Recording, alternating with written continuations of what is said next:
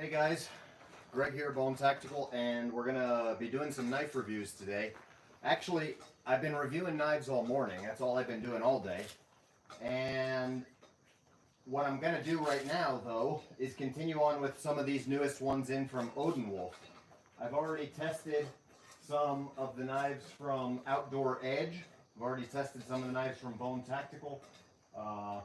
And some of the tomahawks behind me. There's going to be, most likely, there'll be a couple videos in the future. One will be like a bushcraft blade style video where I do a compare and contrast with a bunch of different bushcraft blades.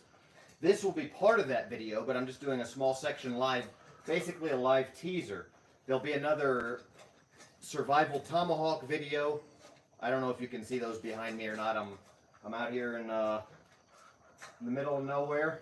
No man's land, just me and the dogs today, so I don't have a photographer, and I'm really kind of enjoying it to be honest. Just me and the boys. Sunday downtime. We've got we're selling out of everything on the website right now. I'm sorry guys, I couldn't do a sale this year for Black Friday and all that stuff. So this is the Odenwolf Scandy, Mini Scandi, and we're going to get into testing these. I'm sorry I couldn't do a review for the, excuse me, sorry I couldn't do a sale this year. We're almost sold out of everything on the website. Can't keep anything in stock. Been working like crazy. I'm tired.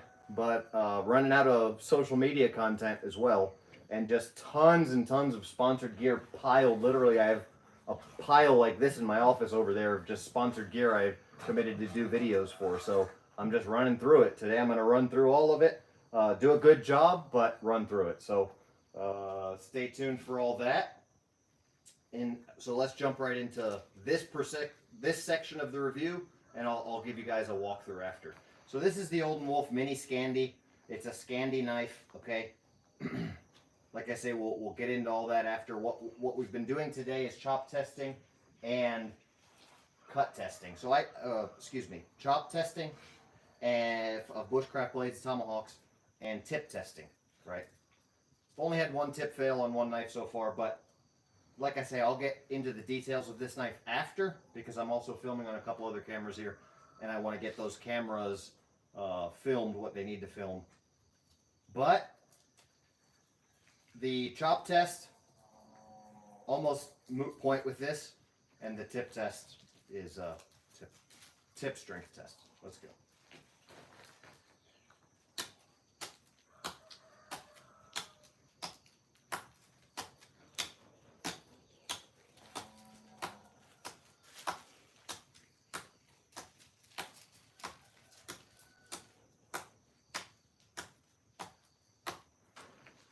So that's 30 chops. This is 30 chops with the Bushranger Bowie knife. This is 30 chops with a Holtzman Survival blade back behind me. So 30 chops with the Bushcraft Survival, or excuse me, 30 chops from the Bushranger Bowie from Bone Tactical. 30 chops from the Holtzman Survival. Not sure what it is, but it's behind me. It'll be in the full video. 30 chops from a EDC Mutt, the new EDC Mutt knife. 30 chops from this Outdoor Edge Pivot in clip point, and 30 chops from the Warncliffe here as well. So that's what we got going on, best to least. And then this, of course, is probably, oh, it's not the worst. This actually chopped better than the Pivot, which is a bigger blade, the Outdoor Edge Pivot. And that's because of the Scandy grind, but we're about to start discussing Scandy grinds here in a minute. Let me do the tip test, and then we'll get all into the actually reviewing this knife.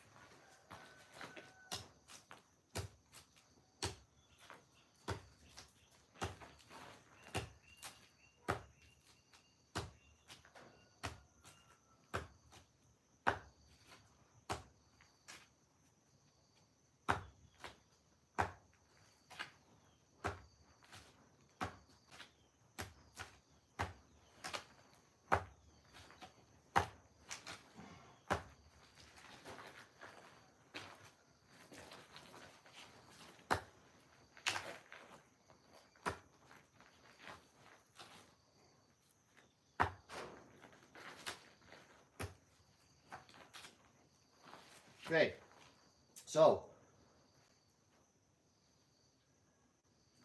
passed the tip test with flying colors. This has actually so far been quite an impressive knife for the size. Let me turn these other cameras off and we'll walk you through the review of this Odenwolf Scandy, Mini Scandi.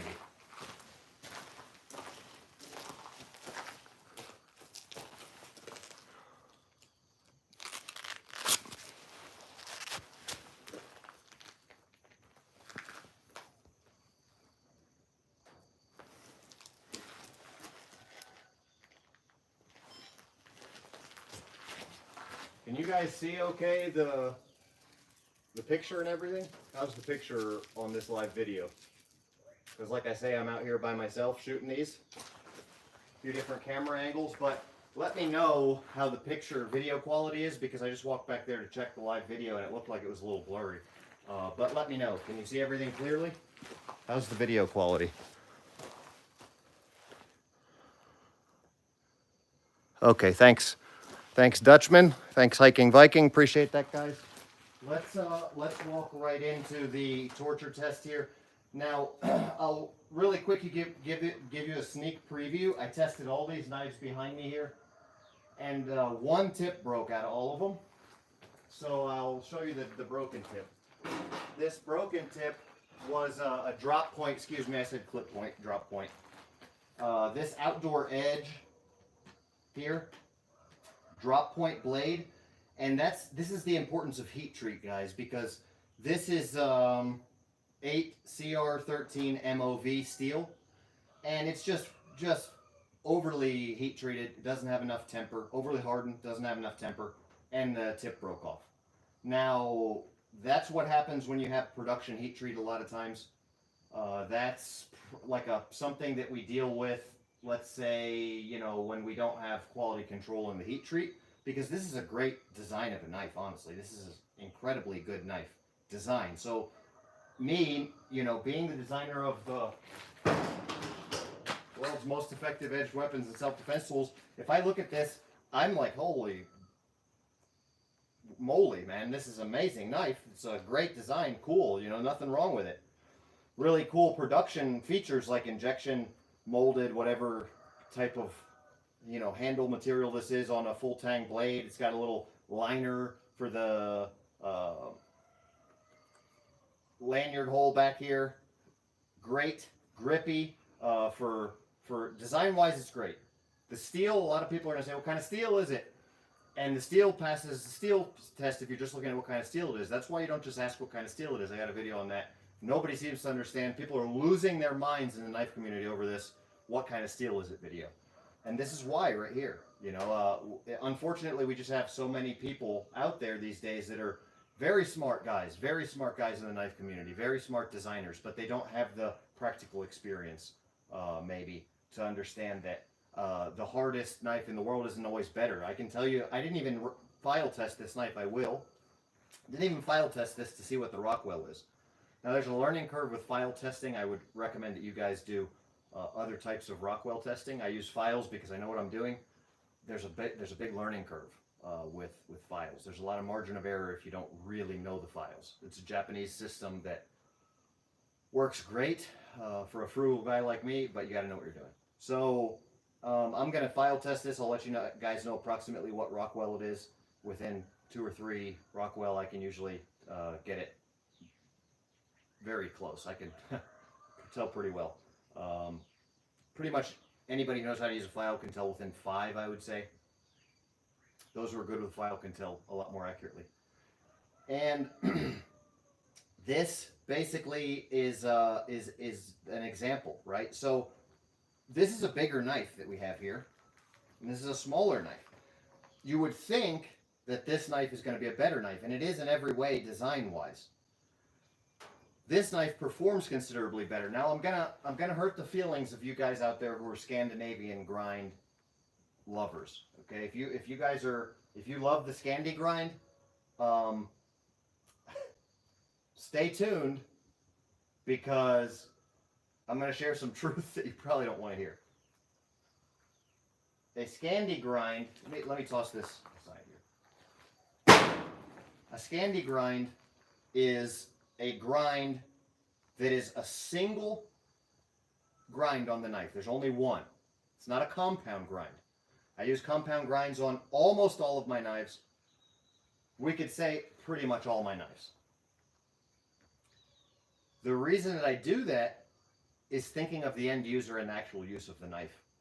Because this Scandy grind performs incredibly. It's a very thin blade, but the tip didn't break. That means that the edge geometry is on point, and probably the heat treat for this D2 is pretty good, because D2 is great steel. So, it's great steel for what it is, right? There's nothing wrong with D2. And the Scandy grind performs very well. This knife cut incredibly well, and it's great for bushcraft up until the point you have to resharpen it. Because this is a production blade, and a Scandy grind is a production knife grind. What do I mean by that? Custom knife makers who know what they're doing don't do Scandy grinds. Because you cannot freehand 100% a Scandy grind. You can't do it. You just can't. Nobody in the world can perfectly grind to the levels of what a machine can do.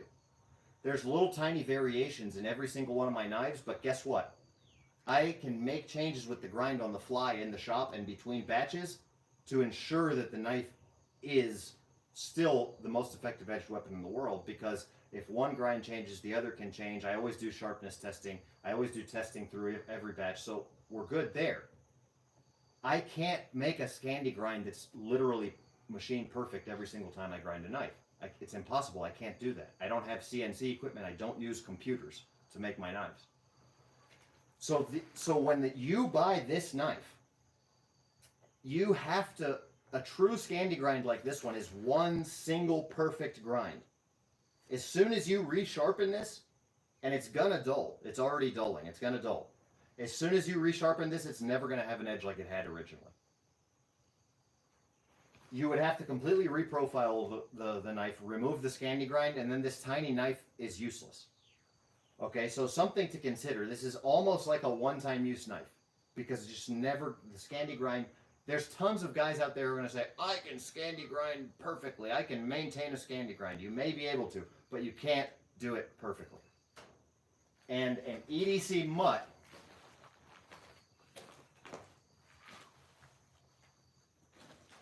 with a good old American Saber grind is going to beat the doors off of a Scandy grind every single day. It performs just as well if it's a properly Saber ground. This is a Saber grind, okay? And it does all the same stuff. It's a thin, narrow blade, extremely sharp, also tough, all of the stuff that you want from a Scandy grind.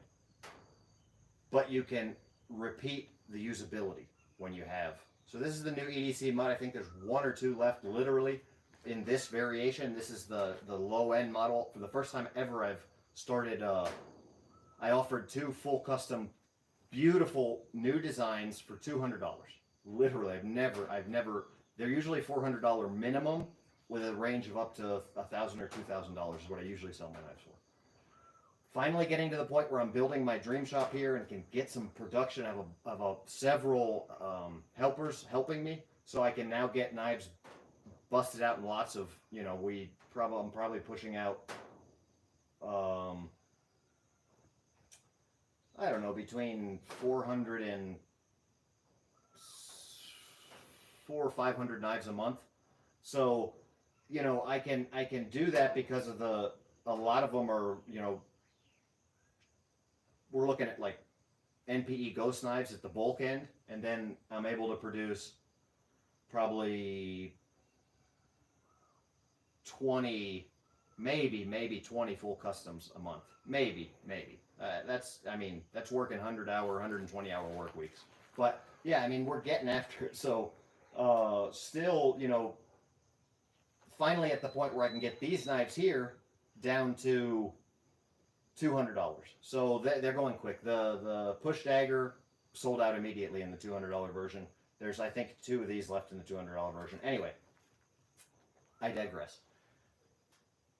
Bushcraft, there's also one other knife to be considered for bushcraft, and that's a full flat grind. So when you talk about Scandy grinds, I need to talk about full flat grinds, and I need to talk about Saber grinds, and I need to talk about Scandy grinds, because they're the three that a true bushcraft expert would consider carrying, or somebody who just wants a knife for everyday use. So these are your everyday use knives, right? They're comfortable in the hand. They got great carry systems. The carry system on this little guy, let's go over that. You know, of course, I'm not gonna compare the EDC mutt in this video to this particularly, because of the fact that, so, you know, nice little sheath. It's got the pocket clip on there. You can hang it from your neck on the pivot. So the Wharncliffe too. Not a big fan of Wharncliffe knives because they don't do anything great, but they do a lot of stuff decently. So Wharncliffe this is a different grind. This is a Wharncliffe blade profile here.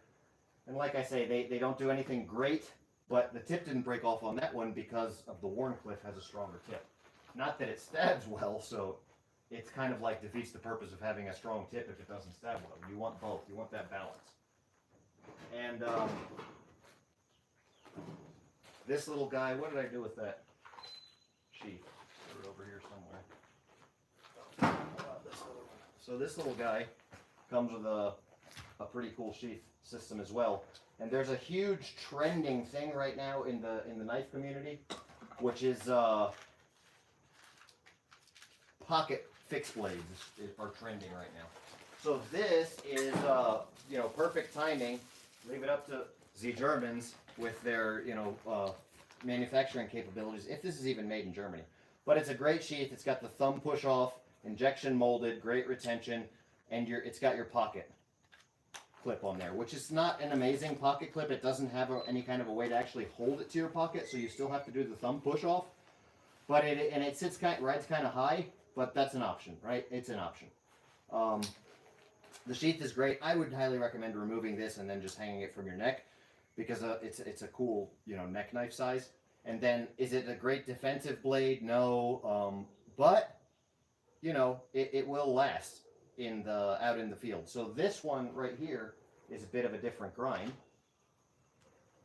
And we can look at the two different grinds that are available from this here. Now this grind, let me see if I can actually show these to the camera here. Let me know if you guys are still tuned in and if you're picking up on this stuff that I'm sharing with you. So this is a Scandy grind. This is the one that we discussed that you really can't resharpen yourself because it's just one single perfect angle there. This is a more, you know, kind of something like, maybe something like a Saber grind. So I don't think it's, well, you guys let me know what you consider this grind. I don't know what the actual name would be called, but this is a grind that is more traditional and that would be, let's say, easier to maintain and something that you guys might want to get, you know, for yourself. Because of the fact that this on the left here, Scandy grind, is going to perform very well, but it's going to not really be possible to maintain in the field. And then this on the right is going to be something that you can more easily field resharpen. And so we're always going to have people that come on here and you know, want to argue or share their opinion. So we just had a guy who just happened to be looking at the camera, and Stanley mentioned that he sharpens all the time Scandy grinds to a razor edge. And sure, that's possible, but it's not going to be perfect. So the thing about it is you got this grind that comes perfect, right? And then you continue to, every time you resharpen it, it changes. It changes in some parts, and in other parts it doesn't hold an edge like it used to because the grind's different. Sure, I can sharpen a nail, you know, to have a razor edge if I wanted to, but is it going to hold the edge? Is it going to, how many, you know, so much misconceptions out there about stuff. And then, you know, it really blows my mind. Every single one of my videos, we get people who, like Stanley, who want to share their comments, and it's funny to me because these comments are always so it's like we always want to share our opinion, and then instead of listening when somebody who knows what they're talking about is speaking and taking the opportunity to learn something, we always want to immediately share our 2 cents. And when we have that, it's called ego. And when we have that issue as a human being, you know, it literally prevents us from learning something. It's impossible to learn. When I'm speaking, if you're thinking about how you're going to put a comment of the contrary, it's impossible for you to learn anything new. I'm of the frame of mind, why would you want to continue in life if you have no ability to learn anything? If tomorrow I can't be better than I was today, why would I even want to continue living? I don't understand that mentality, but I'm going to keep obviously sharing these videos with you guys. I ask, you know, I will mention we've had recently some viral short is an example, like 3 million, over 3 million views or something. And the comment section is just going crazy here on the channel. I would really appreciate if you guys would help me moderate the comment section, because I just don't have time to be responding to all of these comments. And a huge majority of people don't understand these concepts, but I know some of you guys are, you know, true Bone Tactical long-term subscribers, and you already understand a lot of these concepts like the gray man theory and, you know, not asking about knife steel. Now you're going to understand, you know, why a Scandy grind may not be the best option, because it's never really going to be a Scandy grind again. It's always going to be some just wonky grind that you did in your backyard. When another knife, you can continue to sharpen it, and it doesn't necessarily have to change completely, be reprofiled or anything like that. And if it's not perfect, it doesn't matter as much. It'll still hold an edge as you continue to resharpen it. That's the difference between these two knives. But for those of you guys who understand this stuff and know this stuff that I've been sharing with you, I would love it. I'd really appreciate it if you would help me auto moderate the comment section, so you guys can maybe explain to somebody that doesn't understand the real gray man theory. You can say, hey, I see that you don't understand this concept. There's another video here on the channel that would be great, but here's the concept in a nutshell. It's not about blending in. It's about considering your area of operation and understanding how what you do is perceived by the world around you, so you can have more success, right? So stuff like that in general would be great if you guys could help with that. I'll finish out here doing a little tip test on this other version of the Odenwolf knife here, the little mini. This is the Mini Scandi, and I'm just going to have to give you guys the part number for the other one. Pretty sure I did an unboxing video on these. I think I did an unboxing video a while back, so this is going to be the full testing. But this one with the Scandy grind one is part number 0D/LF00321BSA. And this other part number with the grind that I would recommend more, although it doesn't perform as well as a Scandy, which you're about to see in this grind. It's just better to be for maintenance. ODLF00320OSA. So thank you.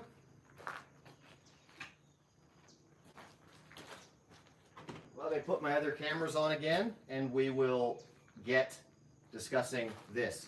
You guys can charge up any questions and comments you have, because I'm sure there's going to be a lot of people like Stanley that are butthurt, and there's other people, you know, that are going to want to understand more and learn. And so those of you, I see that you're already talking to Stanley about why he chooses not to maintain his ability to learn. So that is interesting. You know, I really think that it's a very good question. Why would somebody, and maybe Stanley can share with us, since he's, you know, watching the video with us, why is it more important to him to share his opinion, whether he's right or wrong, and, you know, be able to maintain saying that he knows something, and why is it less important for him to, you know, be able to learn and be a better person? So, you know, maybe Stanley can answer that, and Of course, it's something I don't understand. I would love to know, you know, at what point do we feel like we no longer want to learn new things?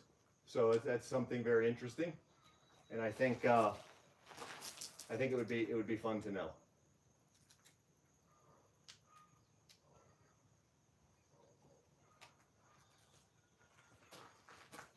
So, you know, let's get this. Gonna get this last camera rolling here, and then we'll keep going with the live video. For your viewing pleasure, we're gonna finish out with this other knife here from Odenwolf, and we're gonna find a place on this log that isn't completely destroyed and try and do some tip testing. Well, oh, we gotta do the chopping first, right? We gotta do the chopping first. All right.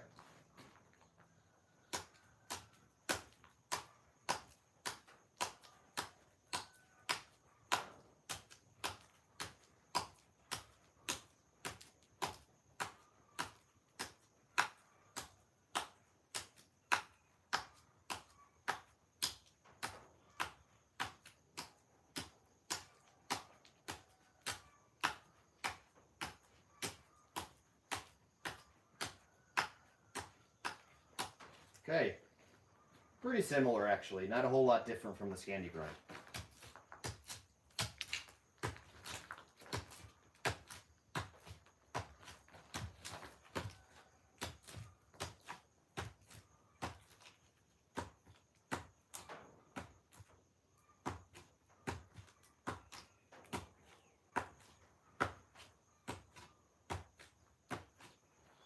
Okay, so far, nice little knife.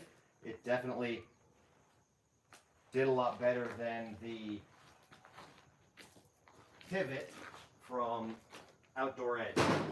Now, I'm sure you guys want to see what is currently the best carry bushcraft package for chopping, and I'll show you the difference that you can see in the Bush Ranger Bowie. Now, of course, incredible sheath system, has its own lock and a secondary retention, belt carry that doesn't flop around when you carry it, slim profile sheath, hangs off the belt for perfect balance, has a little loops there so you can tie it around your leg if you need to, but absolutely incredible carry system. But comment below if you guys think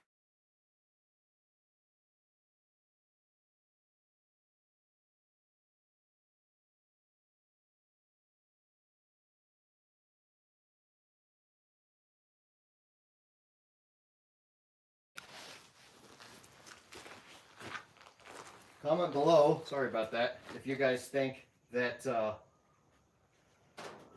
this knife will chop better than the other one, and why.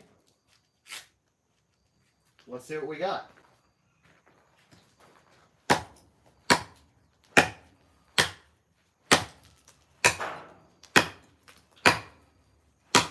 I should have had safety glasses for this one.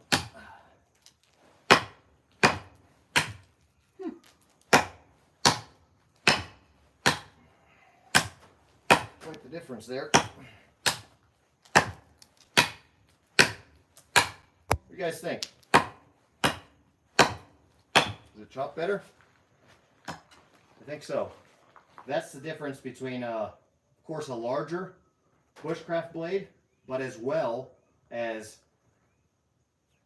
a masterful grind, right? The difference between knowing your grinds allows this really thick knife to have a shaving sharp edge, yet be tough enough to chop and have no edge damage at all.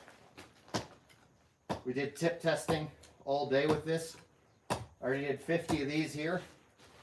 I'll show you the tip and the edge.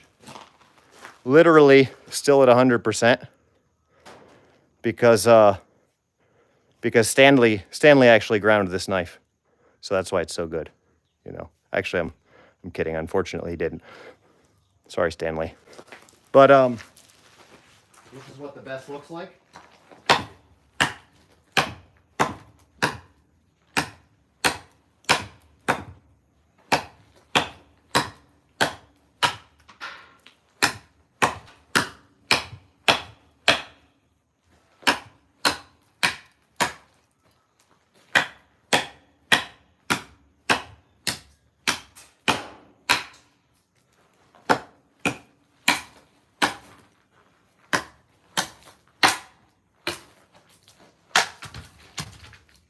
That's the bone tactical difference.